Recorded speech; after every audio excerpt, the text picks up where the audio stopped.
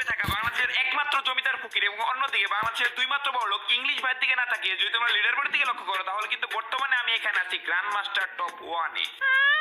যেহেতু নামই আমাদের বাংলাদেশ টপ 1, তাই আমাদের একদিকে টপ 1 থাকলে হবে না, আমাদের সব দিকে টপ 1 থাকতে হবে। তারই পরিপ্রেক্ষিতে এই সিজনে আমরা সবচেয়ে বেশি বুইয়া নিয়ে উইনে আছি রিজিয়ন টপ 1 এবং তার পাশাপাশি সবচেয়ে বেশি কিল করে এই সিজনে কিলেও আছি রিজিয়ন টপ 1। তো টপ 1-এ থাকা অবস্থায় কোনো এক গভীর রাতে আমি আমার স্কোয়াডমেট ওবাইদুল চাচা, ইংলিশ ভাই এবং তার সাথে এক গাড়ি পোষার ভাইকে নিয়ে করে দেই ম্যাচ স্টার্ট।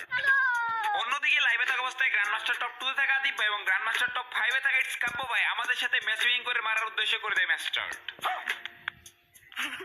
Don't live. কিরে ক্যান্সেল না কার লোকে? ওরাও ক্যান্সেল দিয়ে দিয়েছে। ও আচ্ছা, ভাই very very this is bro, match taking তো করবোই, পিটানি তো দিবই, समझ रहे हो?